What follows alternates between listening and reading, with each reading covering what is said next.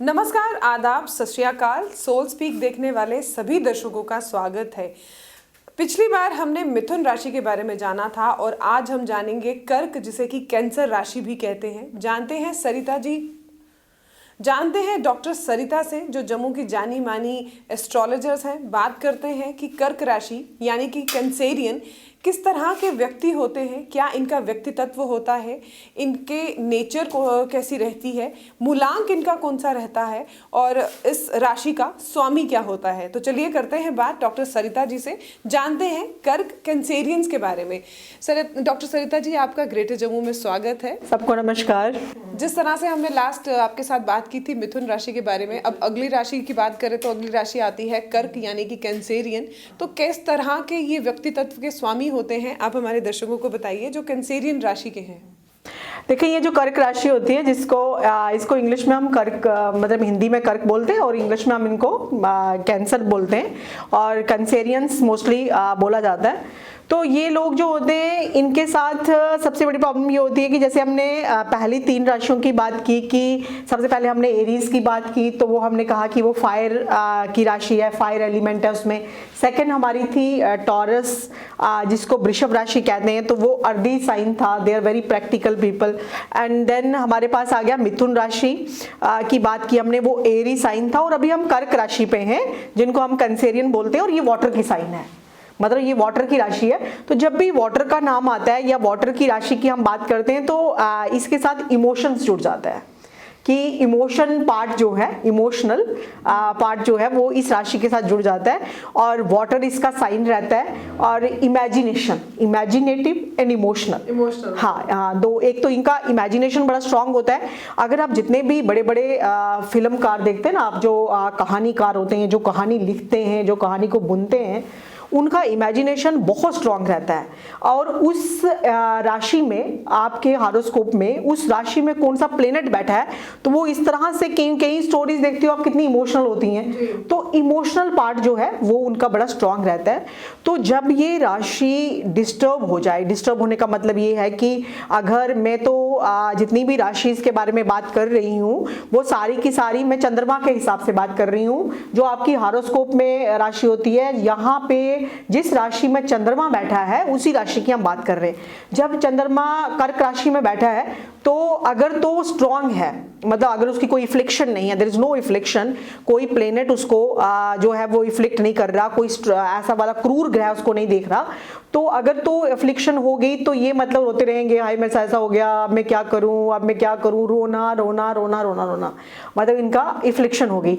और अगर इफ्लेक्टेड नहीं है, स्ट्रांग है, कोई ऐसा प्लेनेट नहीं देख रहा, स्ट्रांग प्लेनेट्स जो हैं वो उसको सपोर्ट कर रहे हैं, तो they are very strong, they are very imaginative. और उनका मतलब मैंने आपको बता दिया कि जैसे हमारे फिल्मकार हैं राज कपूर, उनका टाइम पे अगर आप ये जो हैरी पॉटर की एक सीरीज आती है, अगर आप वो देखते हो, उनका बहुत स्ट्रांग दिखाया है इमोशनल ये पार्ट जो है, इमेजिनेशन एंड ये सब बहुत अच्छा रहता है। जिसकी इफ्लिक्शन ना हो, जिसमें कोई खराबी ना हो, उनका बहुत अच्छा रहता है। तो इनका अगर आप देखते हैं कलर के हिसाब से कि इस राशि वालों के लिए कलर कौन सा रहेगा, तो वाइट कलर इनके लिए बहुत अच्छा रहता है।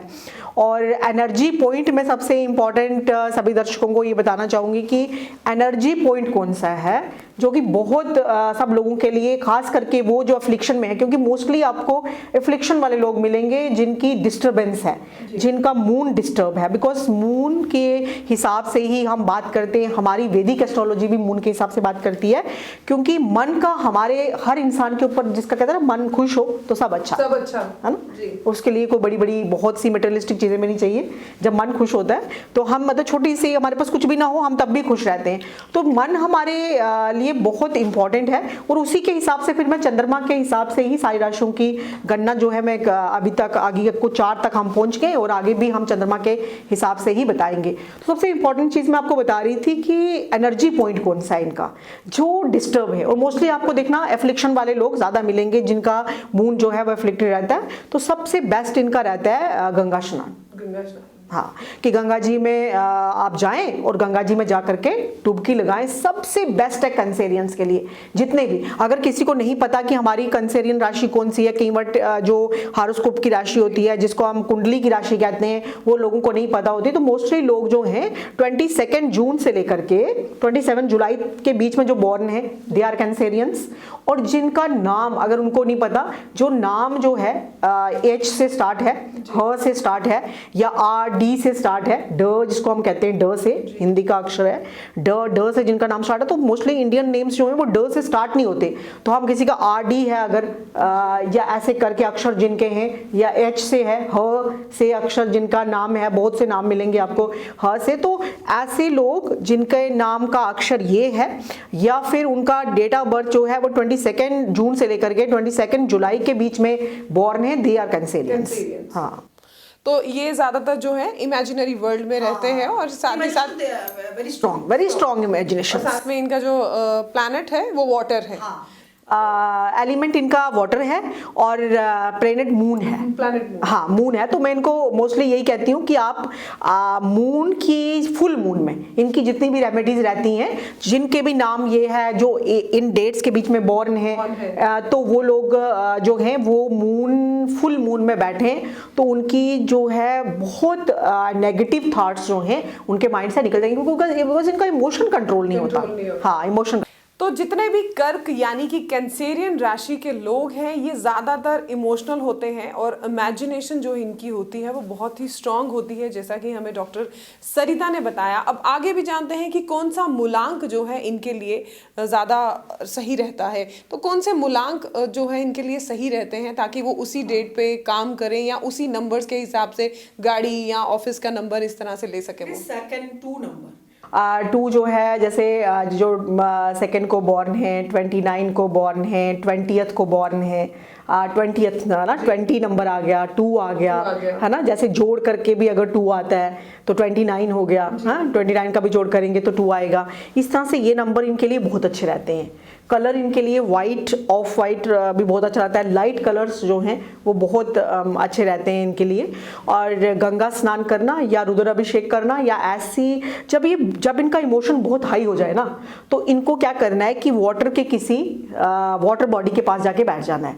वो वाटर बॉडी जो है वो सी बीच भी हो सकती है, वो गंगा जी का किनारा भी हो सकता है, वो किसी कैनाल का किनारा भी हो सकता है, मीन्स इमोशंस। तो अगर इनका एलिमेंट वाटर है, तो अगर ये बहुत ज्यादा इमोशन हो जाते हैं तो कभी कभी हमें कोई ऐसा इंसान नहीं मिलता जिसके साथ हम अपने इमोशंस उस तरह से हमारी ब्रस्टिंग हो ना, जिस तरह से हमारे इमोशन सारे निकले, तो वाटर एलिमेंट के पास जाकर के ही अपना सारा इमोशन जो है वो बात कर सकते हैं। अगर फिर भी कोई आसपास कैनाल नहीं है, कोई रिवर नहीं है, कोई समंदर का किनारा नहीं है, तो फाउंटेन के पास, हाँ जो फाउंटेन जो फुवारे लगे होते हैं उनके पास बैठ करके अगर ये अपना इमोशन, जैसे कभी कभी क्या होता है कि इमोशनली भी आप किसी को कुछ नहीं कह सकते हो, मतलब ये इमोशनली सबसे अगर आप कहो वीक नहीं राशि है ये, बिकॉज ये अगर चंद्रमा जिसका स्ट्रांग है ना, उसको किसी चीज की कोई प्रॉब्लम हो ही नहीं सकती। तो इमोशनली कहीं ना कहीं जब अगर ये अफ्लिक्टेड होगा तो फिर इमोशंस का प्रॉब्लम है, फिर रोना धोना स्टार्ट हो जाएगा, या कभी कभी ये रिलेशन से बाहर नहीं आ पाते, ऐसा हो गया, मतलब उसमें स्टक रहेंगे। दुनिया आगे बढ़ जाए, मतलब लेट गो नहीं करते, कभी भी मूव ऑन नहीं कर पाते, वो चीजें साथ साथ चलती हैं। तो उन चीजों से पीछा छुड़ाने के लिए उनका सबसे बेस्ट यही है कि पानी के पास जाइए और अपना लोगों को बात सुनाइए, पानी को ही सारी बात सुना करके। अगर फाउंटेन भी नहीं है तो मैं तो कहती हूँ कि आप एक गिलास जो है वो पानी का भरें और उसमें अपनी बात कहें, और उसके बाद बाहर जाकर के उसको चौराहे पे या ड्रेन आउट बाहर जाकर के जोर से बाहर फेंक दें। तो इस तरह से भी अपने इमोशंस को ये कंट्रोल कर सकते हैं। और जो कंपैटिबल राशियां होती हैं, जैसे इनकी बहुत अच्छी पता किससे बनती है, वाटरी साइन से। अगर हम और आगे, अब अभी हम 4 नंबर की राशि पे पहुंचे हैं, आगे जैसे Scorpios, that is also water sign, very deep water होता है वो, ये इतना डीप वाटर नहीं होता, बट स्कॉर्पियंस जो है वो गड्ढा है डीप वाला, तो स्कॉर्पियन के साथ इनकी बहुत बनती है। और मीन राशि जिनको आप पाइसियन कहते हो, जो लास्ट की राशि है, वो भी वाटर साइन है, तो उसके साथ भी इनकी बहुत कंपैटिबिलिटी रहती है। तो वैसे अगर इनको अपना लाइफ पार्टनर बनाना है किसी को, या किसी को अच्छा दोस्त बनाना है, तो इनकी अर्ध वाले साइन से भी बहुत बनती है। जैसे वर्गो के साथ they are very practical, Taureans के साथ इनकी बहुत अच्छी बनती है, जो इनको समझ सकते हैं। हाँ, तो मतलब इस तरह का अगर ये रूठे भी होंगे तो ये अपना पूरा रूठा वाला पान दिखा नहीं पाते, ये टेक्स्ट मैसेज कर देंगे भाई मैं तेरे से रूठा हूँ, मैं तेरे से रूठी हूँ, मतलब इस टाइप का अगर घर में भी इस टाइप का इनका रहता है। तो इस तरह से अगर अपने इमोशंस को कंट्रोल कर रहे हैं तो ये बहुत अच्छी राशि है, बहुत अच्छी। तो जैसे कि डॉक्टर सरिता ने हमें बताया, जो कैंसर यानी कि कर्क राशि के लोग होते हैं ये ज्यादा थोड़े इमोशनली होते हैं, और अगर कहीं इनको ऐसा लगे कि इमोशंस इनके ज्यादा अंदर बहुत ज्यादा बन गए हैं और कहीं इन्हें इमोशंस किसी के साथ नहीं शेयर करना, तो कहीं वाटर बॉडीज के पास जाकर ये अपने इमोशंस को जो है बर्स्ट कर सकते हैं, ताकि उसके बाद इनको कहीं हल्कापन जो है वो देखने को नजर आए। और साथ ही साथ जो इनका न्यूमरोलॉजी नंबर है वो 2 है। व्हाइट कलर ज्यादा से ज्यादा पहने ताकि आगे इनको जो फायदे हैं वो ज्यादा से ज्यादा मिले। 2024 कर्क राशि के लिए कैसा रहने वाला है, क्योंकि नया साल शुरू हो चुका है, सब लोगों को एक्साइटमेंट होती है, जैसे हमने लास्ट एपिसोड में भी किया था कि राशियों का, लेकिन फिर भी हम एक्सक्लूसिवली राशियों के ऊपर कर रहे हैं। तो कर्क राशि यानी कैंसेरियंस का ये 2024 कैसा रहेगा? कैंसेरियंस के लिए ओवरऑल काफ़ी अच्छा जाने वाला है। मैंने बताया था कि ये कोई भी टाइप का बिजनेस करेंगे वो भी अच्छा रहेगा, चाहे किसी का मतलब कि व्हीकल्स का बिजनेस है या कोई विद्यालय किसी ने खोले हैं तो उनको बहुत फ़ायदा होने वाला है। थोड़ा सा पढ़ाई में मैंने बोला था कि जो इस लाइन में बच्चे हैं वो छोड़ करके बिजनेस शुरू कर देंगे, तो प्राइवेट सेक्टर और गवर्नमेंट सेक्टर का भी अपने जो गवर्नमेंट सेक्टर वाले हैं या प्राइवेट सेक्टर है वो अपने ऑफिसर्स के नज़र में आएंगे। तो ओवरऑल इनके लिए काफ़ी अच्छा साल जो है वो कैंसेरियंस के लिए जाने वाला है। ये 2024 जो है ये काफ़ी अच्छा ईयर जो है वो कैंसेरियंस के लिए रहेगा।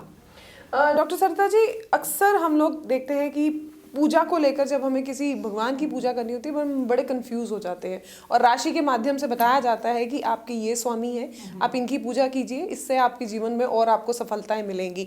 तो कैंसर राशि के जो लोग हैं जो उन्हें किस भगवान की पूजा करनी चाहिए और क्या कुछ विधि जो है वो अपनानी चाहिए? देखिए, कैंसेरियंस का जो एनर्जी पॉइंट है वो मैंने इसलिए बोला था कि गंगा जी का स्नान करना।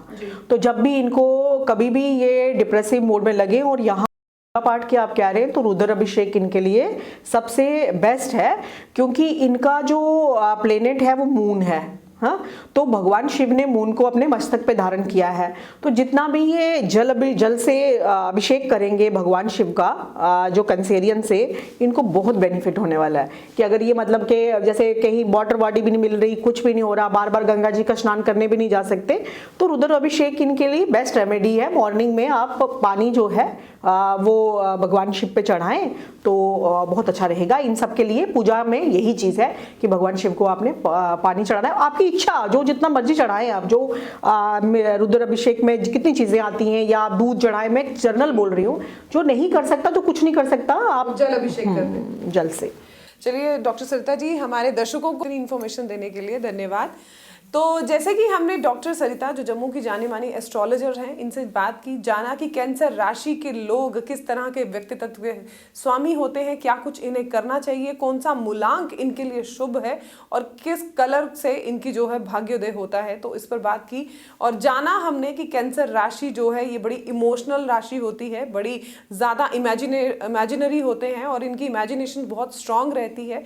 मूलांक 2 इनके लिए लकी रहता है। शिवजी भगवान को जल चढ़ाना इनके लिए बहुत ही अच्छा साबित रहता है, इससे आने वाले जो कष्ट हैं वो दूर होंगे।